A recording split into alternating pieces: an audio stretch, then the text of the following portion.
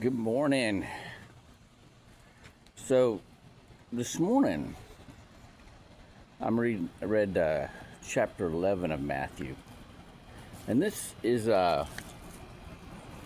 where John the Baptist, who was out preaching in the desert to people, teaching them, and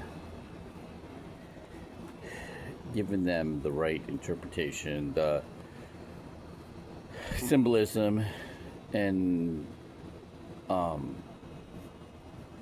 know, giving them an understanding what the word is. Oh my goodness!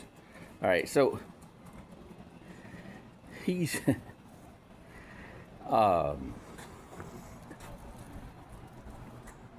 under. Okay, so there was Abraham. Okay, Abraham, basically birthed the nation of Israel, all the 12 tribes. His 12 sons became the 12 tribes, right? And he was taught by Melchizedek. What was he taught? He was taught the symbolism and the Paleo Hebrew. That's what he was taught. Okay, and he already had this spiritual connection with God. Okay, God was able to talk to him, right? And then he won a battle, and he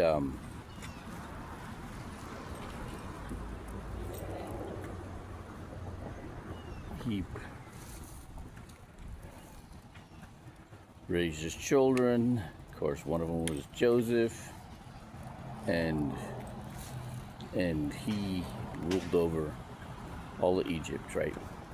Then after him, one of the rulers got jealous, and whatever they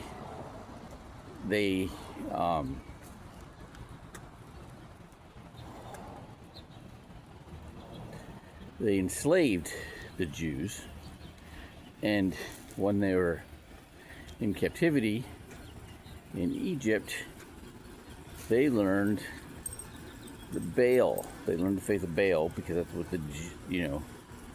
which was the mythology, the Mesopotamian gods and all that. That's what he learned, right? And we're gonna go this way. Come on. And so after all these years, 400 years in captivity, along comes Moses.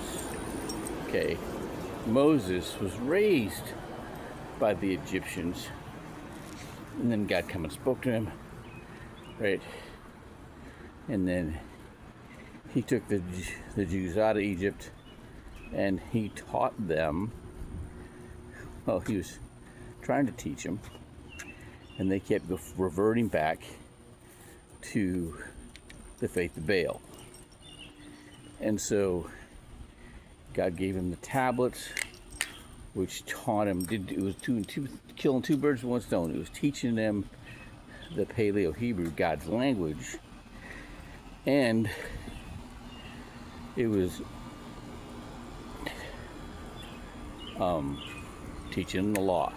So in the process of teaching them the law, he was teaching them God's language. Now, that's the trick right there.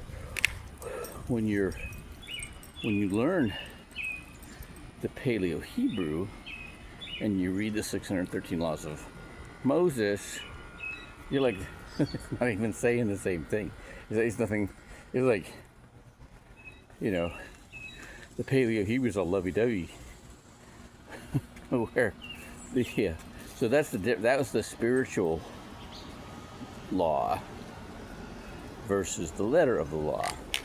The letter of the law kills. Why? Because you're your interpretation, what you understand, makes it harsh, makes it cruel. Okay, but when you understand God's understanding, then it's beautiful. All right.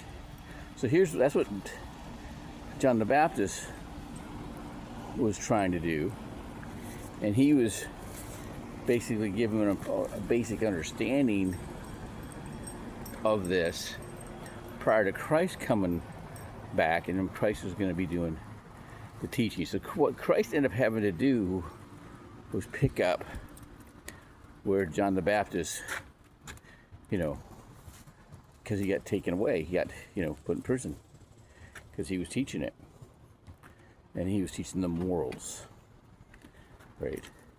And then Christ had to come in and,